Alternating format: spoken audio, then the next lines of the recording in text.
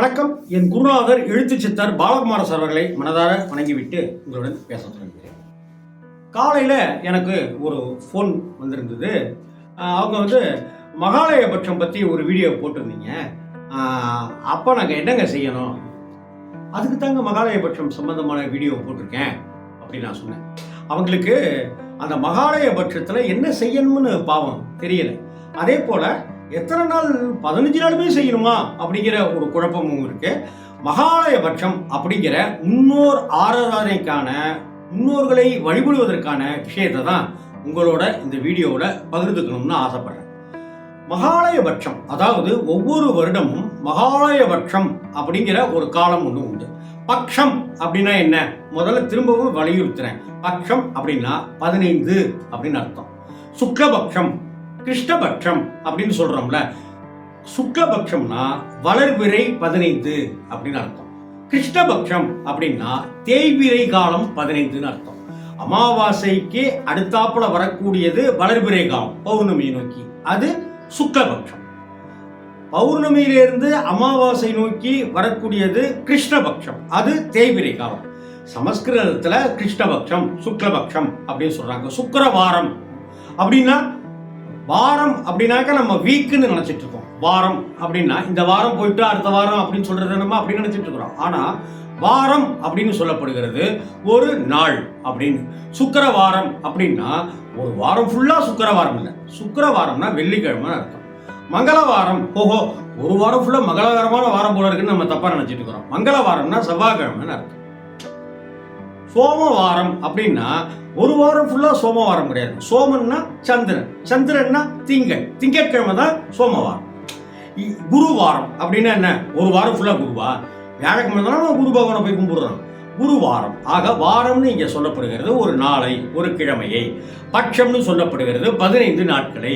கிருஷ்ணபட்சம் அப்படின்னா தேய்பிறை, சுக்லபட்சம் அப்படின்னா வளர்பிறை. தயவு செய்து இதை புரிஞ்சுக்கணும். நம்மளாம் தெரிஞ்சு வச்சுக்கிறது நல்லது தானே, ஒன்றும் தப்பு இல்லையே. கோயம்புத்தூர் பக்கம் இந்த பக்கம் போனால் அவினாசி இருக்கு, கோயம்புத்தூர்ல அந்த பக்கம் போனால் மேட்டுப்பாளையம் இருக்குன்னு சும்மா தெரிஞ்சு வச்சுக்கிறதுல ஒன்றும் தப்பு கிடையாது. நம்ம போறோமா இல்லையா வேற விஷயம், நம்ம இதை கடைபிடிக்கிறோமா இல்லையாங்கிறது வேற விஷயம். ஆனால் கடைபிடிப்பதற்காக சொல்லப்பட்டிருக்கிற இந்த விஷயங்களை நம்ம காதில் போட்டு உள்ள வாங்கிக்கிறதுல ஒன்றும் தப்பு கிடையாது. ஆக இந்த மகாலயபன் அப்படிங்கிற மகோன்னதமான மகத்துவமான 15 நாட்கள் எப்படி?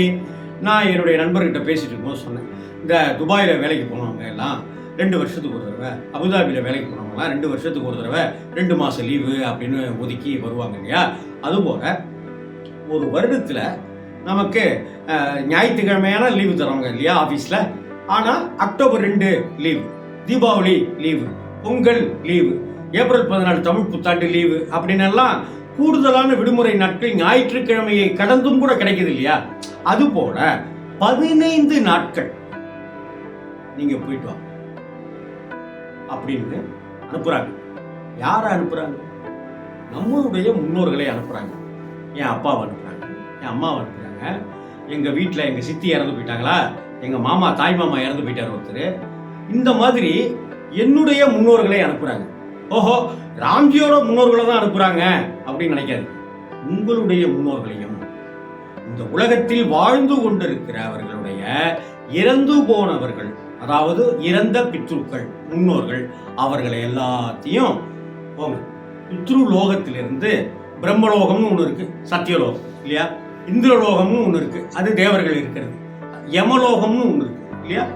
அந்த பித்ருலோகத்திலிருந்து பித்ருக்களை, நம்முடைய முன்னோர்களை நீங்க கொஞ்சம் போயிட்டு ஒரு 15 நாள் கழிச்சு வாங்க, ரிலாக்ஸா இருங்க அப்படின்ட்டு வராங்க. அவங்கெல்லாம் நம்ம வீட்டு வாசல்ல இருக்காங்க, பார்க்குறாங்க.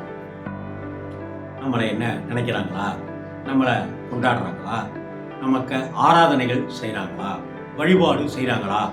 ஐயோ என்னுடைய வம்சத்தில் வந்திருக்கிறவங்க இவ்வளோ கஷ்டப்படுறாங்களே, கடவுளே நான் செஞ்ச புண்ணியத்தை அவங்களுக்கு அப்படின்னு சொல்லுவாங்க. ரெக்கமெண்டேஷன். அதனால தான் இந்த புரட்டாசிக்கு பிறகு வாழ்க்கையே புரட்டி போடும்னு ஒரு வார்த்தை சொல்லுவாங்க. புரட்டாசிக்கு பிறகு வாழ்க்கையே புரட்டி போடும் அப்படிங்கிற ஒரு வார்த்தை நம்ம மனசுக்குள்ளார பதிஞ்சிருக்கு. அதே போலதான் ஆடி போய் ஆவணி வந்தா டாப்ல வந்துருவான்னு ஒரு சினிமா டயலாக் இருக்கிறதுக்கு காரணம் என்ன?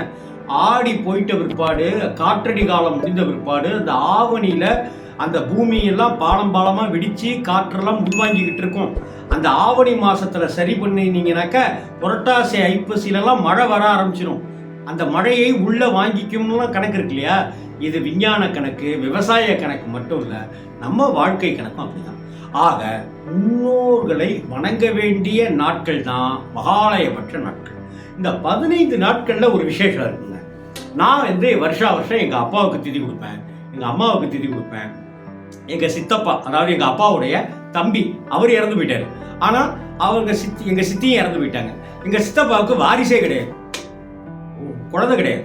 அதனால எங்கள் சித்தப்பாவுக்கும் சேர்த்து நான் திதி கொடுத்துட்ருக்கேன் வருஷம்.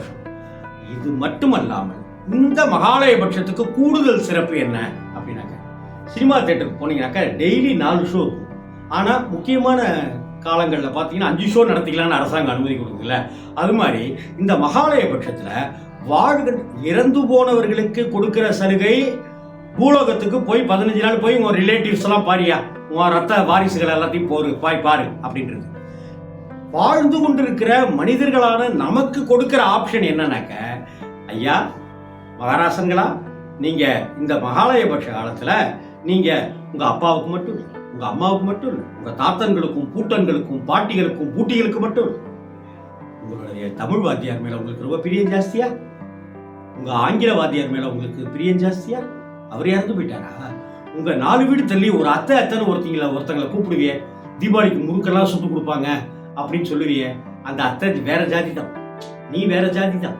ஆனா அத்தைன்னு கூப்பிட்டு இருந்திய பிரியமா, அவங்க இறந்து போயிட்டாங்களா? உங்க வீட்டுல டாமின்னு ஒரு நாய் வளர்த்தியில, அந்த நாய் செத்து போயிடுச்சுல, அந்த நாய்க்காக நீ எள்ளும் தண்ணீரும் விட. அந்த அத்தைன்னு ஒருத்தவங்களை கூப்பிட்டே முறுக்கு சுட்டு கொடுத்தாங்களே, இறந்து போயிட்டாங்களே, அவங்களுக்காக. உங்க கூட 8வது படிக்கும் போது மஞ்சக்காமால உன் கிளாஸ்மேட் ஒருத்தன் செத்து போயிட்டான்னு 2 நாள் 3 நாள் சாப்பிடாம நீ அழுதில்ல, அந்த பையன் பேர் ஞாபகம் இருக்கா? அந்த பையனுக்காக எழுந்து. உன் கூட படிச்ச ஒரு பையன் தற்கொலை பண்ணிட்டு சூசைட் பண்ணிட்டு 27வது வயசுல செத்து போயிட்டான் அப்படின்னு சொன்னியே, அவனுக்காக. உன் தாய் மாமா கல்யாணமே பண்ணிக்காம இறந்துட்டாருன்னு சொன்னியே, உன் ராதா மாமா, அவருக்காக. ஏன் நடிகர் திலகம் சிவாஜி கணேசனுக்காக, ஆட்சி மனோரமாவுக்காக, நடிகர் நாகேஷ் உங்களுக்கு பிடிக்குமா, அவருக்காக, ஏபி நாகராஜனுக்காக, பீம்சிங்காக, கலைஞருக்காக, ஜெயலலிதாவுக்காக, ஏன் கடவுள் இல்லைன்னு சொன்னார்ல தந்தை பெரியார், அவருக்காக. யாருக்கு வேணாலும் நீங்க எள்ளும் தண்ணீரும் விடலாம். இந்த மகாலயபட்ச காலத்துல அப்படி நீங்கள் யாருக்கு வேண்டாலும் தர்ப்பணம் செய்யலாம். யாரை நினைத்து கொண்டு வேண்டுமானாலும் நீங்கள் தானங்கள் செய்யலாம். நீங்கள் செய்யக்கூடிய தானங்கள் புண்ணியங்களாக உங்கள் வீட்டுக்கு வந்தடையும். உங்கள் குழந்தைகளின் சிரசில் அது ஆசீர்வாதமாக சென்று சேரும். அவர்கள் புத்திசாலி குழந்தைகளாக, நல்ல குழந்தைகளாக, புத்தி தெளிவான குழந்தைகளாக, ஆரோக்கியமான உடல்வாகு கொண்ட குழந்தைகளாக அவர்கள் வளருவார்கள். அந்த மாதிரி குழந்தைகள் உங்களுக்கு வளரணும்னா நீங்கள் உங்கள் முன்னோர்களை நினைச்சு, நீங்கள் உங்கள் முன்னோர்களை நினைத்தால்தான் உங்களுடைய சந்ததியினர் நல்லா இருப்பாங்க. எப்படி சங்கிலி இந்த சாஸ்திரங்கள் போட்டு வச்சிருப்பாங்களேன், அப்ப நம்ம குழந்தைகள் நாளைக்கு நம்ம முன்னோர்களை எல்லாம் நினைப்பாங்க. அந்த நம்ம முன்னோர்கள்னு சொல்றதுல நானும் இருப்பேன். ஆமாப்பா ஆமா, 200 வருஷம் பின்தங்கிருச்சு, ஆனா விதை நான் போட்டது அப்படின்னு தேவர் மகன் படத்துல கமலஹாசன் டயலாக் எழுத சிவாஜி அவர்கள் பேசியிருப்பாரு, விதை நான் போட்டதுன்னு. யாரோ ஒருவர் போட்ட விதை தான் இன்னைக்கு ராம்ஜின்னு ஒருத்தன் உட்கார்ந்துருக்கேன். இன்னைக்கு இந்த வீடியோவை நீங்க பார்த்துட்டு. அதனால மகாலயபட்ச காலம் என்னுடைய குருநாதர் எழுத்து சித்தர் பாலகுமாரனை நினைத்து நான் சிரார்த்தம் செய்வேன். பாலகுமாரன் சாருடைய அம்மா தான் பாலகுமாரன் சாருடைய வளர்ச்சிக்கு காரணம், தமிழ் பண்டிதை சுலோச்சனா அம்மையார். அவர்களை நினைத்து நான் வேண்டிக் கொள்ளலாம். எனக்கு தெரிந்தவர்கள், எனக்கு அறிந்தவர்கள், என்னுடைய நண்பரின் அப்பா அம்மாக்கள், என்னுடைய மனைவியின் அப்பா, என்னுடைய மனைவியின் தாய்மாமன்கள்னு யாரை நினைத்து வேணாலும் தட்சணம் நம்ம பண்ணலாம். நான் ஒரு பெரிய லிஸ்ட் வச்சிருக்கேன். இவர்களுக்காக நான் தினமும் தர்ப்பணம் செய்கிறேன், இவர்களுக்காக தினமும் நான் தியானம் செய்கிறேன், நான் வணங்குகிறேன். எல்லாரும் நல்லா இருக்கணும், அந்த குடும்பம் நல்லா இருக்கணும்னு நான் ப்ரே பண்றேன். நடிகை வடிவுக்கரசி அம்மாவுடைய அவங்க அப்பா அம்மாவுடைய லிஸ்டெல்லாம் என்கிட்ட இருக்கு. நான் அவங்களுக்காகலாம் பிரார்த்தனை பண்ணிட்டு இருக்கேன். இதற்கு நான் முன்னாடியே நான் சொன்னேன், இந்த நம்பரில் ஜிபே நம்பர் கொடுத்துருக்கேன் இல்லையா, இதற்கு 251 ரூபாய் கொடுத்து உங்களுடைய முன்னோர்களுடைய பெயர்களை எனக்கு வாட்ஸ்அப்பில் அனுப்பி வச்சிங்கனாக்க உங்களுடைய முன்னோர்களுக்காகவும் நான் பிரார்த்தனை செய்கிறேன். அப்போ அதுக்கு காசு தட்சணை வந்து 251 ரூபா வாங்கிக்கிறேன் அப்படின்னு நீங்கள் நினச்சிட வேண்டாம். அந்த நீங்கள் தருகிற பணம் எல்லாம் ஒரு பசுவுக்கு அகத்திக்கீரையாகவோ, பசுவுக்கு வாழைப்பழங்களாகவோ, அல்லது சாஸ்திரிகளுக்கு வஸ்திரங்கள் கொடுப்பதற்கோ, குடை கொடுப்பதற்கோ, செருப்பு வாங்கி கொடுப்பதற்கோ, ஒரு 40-50 பேருக்கு இன்னைக்கு ஒரு பொட்டலம் தயிர் சாதம் கொடுக்கலாம் அப்படின்னு இருக்கிறதுக்கோ இது பயன்படும். நீங்கள் எல்லாம் கொடுக்காமலே இதை நான் செஞ்சிட்டு இருக்கேன். ஆனால் நான் ஒத்த மட்டுமே தேர் இழுக்கிறத விட ஊர் கூடி தேர் இழுக்கிறது தான் சந்தோஷம். அதனால தான் இந்த ஜிபே நம்பர். நீங்கள் உங்கள் ஊரில் இருந்துக்கிட்டே, உங்கள் வீட்டுக்கு பக்கத்தில் இருந்துக்கிட்டே நீங்கள் செய்யலாம். அப்படி இல்லை, என் கூட சேர்ந்து இதில் பயணிக்கணும்னு ஆசைப்படுறவங்களுக்காகத்தான் இந்த ஜிபே நம்பர். உங்கள் குடும்பத்தில் இறந்து போன அந்த முன்னோர்கள், அவர்களுக்காக அந்த பட்டியலை நீங்கள் கொடுத்தால் அவர்களின் கோத்திரங்கள் பெயர்களை சொல்லி அவர்களுக்காகவும் நான் எள்ளும் தண்ணீரும் விடுகிறேன். மகாலயபக்ஷ புண்ணிய காலத்தை தயவு செய்து மிஸ் பண்ணிட